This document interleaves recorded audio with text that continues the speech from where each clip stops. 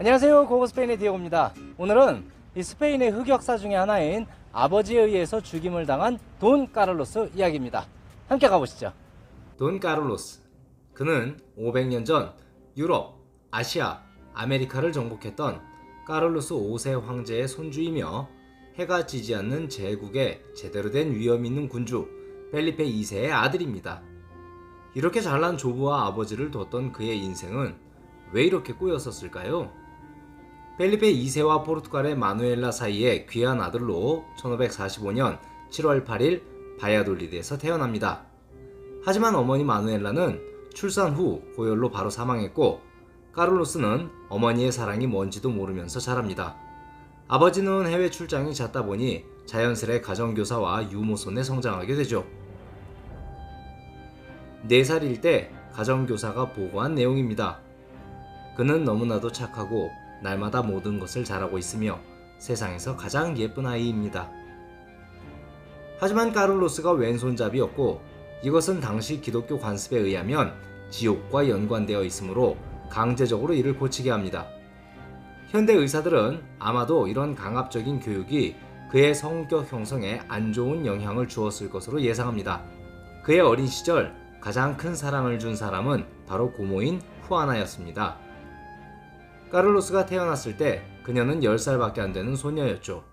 하지만 홀로 있는 어린 조카를 따뜻하게 돌봤고 두 사람은 마치 오누이처럼 혹은 모자관계처럼 다정했습니다.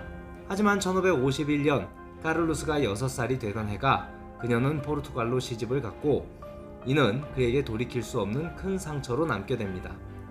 아버지는 1554년 영국으로 세장가를 가게 되고 또다시 홀로 남게 된 9살짜리 소녀는 산토끼를 우리에 넣어 태우는 등 동물들을 학대하기 시작했고 포르투갈에서 아프리카 코끼리를 선물로 받고 그 코에 매료되어 궁정으로 데리고 올라오게 하여 쑥대밭을 만들기도 하죠. 그의 초상화에서는 아주 잘생긴 소년으로 그려졌지만 실제 신체의 좌우가 비대칭이었고 걸을 때마다 심하게 절뚝거리는 절름발이었으며 곱사등이었고 말을 더듬었습니다. 이는 대대손손 내려오는 근친혼 때문에 생기는 병이었습니다. 또한 어릴 때부터 죽을 고비를 자주 넘겼고 말라리아에 걸린 이후로는 시시때때로 고열에 쓰러지곤 했죠. 이런 허약한 체질에 화를 잘 내고 참을성이 없었으며 자신의 의견을 절대로 굽히지 않으며 화가 나면 상대방이 누구든지 간에 공격적인 언사로 모욕을 주곤 했습니다. 가정교사들은 이를 고치기 위해 부단한 노력을 했지만 매번 아무런 효과가 없었어요. 왜냐하면 이런 정신병적 기질은 가계의 혈통 중 하나였기 때문입니다. 1556년 노년에 지친 까를로스 황제는 인생의 모든 것을 정리하고 스페인 산속의 수도원으로 가는 길에 바야돌리드에서 자신의 손주를 처음 만나고는 큰 실망을 했다고 합니다. 까를로스 왕자가 14살이 되던 해에 아버지는 돌싱이 되어 영국에서 돌아옵니다. 이때 까를로스의 인생에 서명이 비춰지는 듯 했어요. 바로 프랑스의 공주 이사벨과의 혼인이 성사되었기 때문이죠. 하지만 오히려 아버지가 그녀와 결혼하게 되고 아들은 다시금 큰 상심에 빠지게 됩니다. 펠리페 2세는 다른 혼처자리를 찾지만 까를로스의 언행이 각국 대사들에 의해 유럽 전역에 보고가 되었기 때문에 그 어떤 가문하고도 타협점을 찾지 못하죠. 그리하여 펠리페 2세는 포르투갈로 시집을 갔다가 미망인이 되어 돌아온 고모 후아나와의 결혼을 추진합니다. 후아나와 까를로스는 어릴 때부터 매우 친한 사이였고 왕자의 결점을 알고 보살피는 여성이었으므로 적합한 상대라고 생각했죠. 후아나는 이를 기꺼이 받아들입니다. 하지만 까를로스는 순수한 처녀와 결혼을 하겠다고 이를 거절했고 고모인 후아나는 큰 상처를 받죠. 1560년 15살에 까를로스는 스페인의 왕위 계승자로 임명됩니다. 그리고 마드리드 근교의 공기 좋은 도시 알칼라 데 에나레스에 머물면서 공부를 하게 됩니다. 하지만 까를로스는 학업에는 관심이 없었고 여성들과의 만남을 즐겼습니다.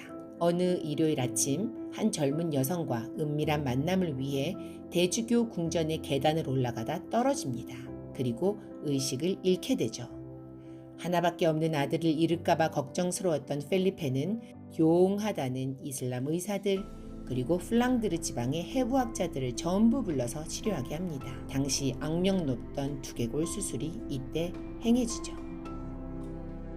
또한 왕은 성인들의 유골에 기적에 심취해 있었기 때문에 100년 전 사망한 디에고 신부의 유골을 아들의 침대에 깊숙이 넣어놓고 기도합니다. 그리고 카를로스는 회복됩니다. 진정 두개골 수술의 효과일까요? 아니면 성인 유골의 기적일까요? 펠리페 2세는 기적적으로 회복된 아들에게 제대로 된 기회를 주고자 노력합니다. 국가자문위원회 의장 직함을 주게 되고 후계자 양성교육을 시작하죠. 하지만 이는 잘못된 선택이었어요. 아버지와 아들은 날마다 입씨름하는 것이 만천하에 드러나게 되고 카를로스는 누구든지 간에 의견이 대립되면 주먹질을 하게 됩니다.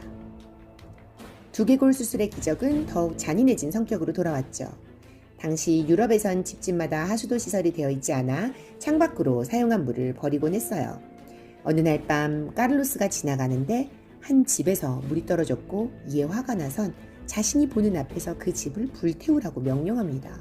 또한 마음에 들지 않는 구두를 만든 제화업자에게 본인이 쳐다보는 앞에서 그 신발을 먹으라고 명령하기도 하죠. 하인의 언행이 마음에 들지 않는다는 이유로 창밖으로 밀어버리기도 하고 다른 하인들에게는 채찍질을 하기도 합니다. 새로운 정원자인 오스트리아의 안나와의 혼인이 미뤄지고 자신의 상황에 대한 불안감을 느낍니다. 결정적으로 플랑드르까지 가는 후계자 인증 여행까지 미뤄지자 아버지에 대한 원망을 일삼게 돼요. 그를 비난하고 죽인다고 협박하며 화승총과 탄약을 항상 소지했죠. 완벽주의자 펠리페 2세는 이러한 아들을 감시와 통제 속에 두게 됩니다. 하지만 카를로스는 더욱 망상 속으로 빠져들게 되고 플랑드르 지역으로 도망쳐 반란을 꾀하는 야무진 꿈도 꾸죠. 당시 스페인 경제 부양을 위한 정책으로 플랑드르 지역이 희생되었기에 반대하는 세력들이 커지고 있었거든요. 카를로스는 친한 숙부에게 동참을 요구했고 보상으로 나폴리 왕자리를 약속합니다. 하지만 숙부는 이를 펠리페 2세에게 고발했고 1568년 1월 18일 왕세자의 언행을 고치기 위해 방에 가두는 법령을 발표합니다. 이는 얼마나 실효가 있었을까요? 당일 밤 11시 왕자가 전혀 눈치를 못 채고 있을 때 펠리페 2세는 믿을 만한 몇 명의 도움을 받아서 왕자의 방을 기습합니다. 창문에 못질을 하고 방문을 봉쇄합니다. 총과 탄약을 전부 몰수하는 과정에 난동을 피우지만 이내 포박되죠. 폭식과 거식을 반복하고 얼음을 쪼개서 그 안에 나체로 들어가서 지내기도 합니다. 심지어는 이를 하인에게도 시키죠. 왕자의 상태를 살피러 오는 아버지에게 온갖 저주를 퍼붓고 아무것도 먹지 않은 상태로 지내다가 1568년 7월 24일 뜨거운 방 안에서 사망합니다. 펠리페 2세는 이 사실을 전 유럽의 각 군주에게 신속하게 알립니다. 그리고 최측근인 주교에게 다음과 같은 편지를 쓰죠. 우리 주님은 내 아들인 왕세자를 데려가셨습니다. 그의 죽음에 대해 나는 말로 표현할 수 없는 고통과 슬픔을 겪지만 그가 돈독한 신앙심을 가지고 죽었기에 이것은 저에게 큰 위안이 됩니다. 어떠셨어요? 펠리페 2세의 괴담 정도로 알려진 이야기지만 아들에 대한 사랑과 기대가 남달랐다는 것을 알 수 있습니다. 하지만 제국의 후계자로서의 자질에 대한 걱정으로 아들을 봉쇄했고 죽음으로 이어지는 결과를 낳았답니다. 만일 카를로스가 죽지 않고 왕이 되었다면 스페인 역사는 어떻게 됐을까요? 오늘 영상도 재밌게 보셨나요? 재밌게 보셨다면 댓글 꼭 달아주시고요. 다음 영상에서 만나겠습니다. 아디오스!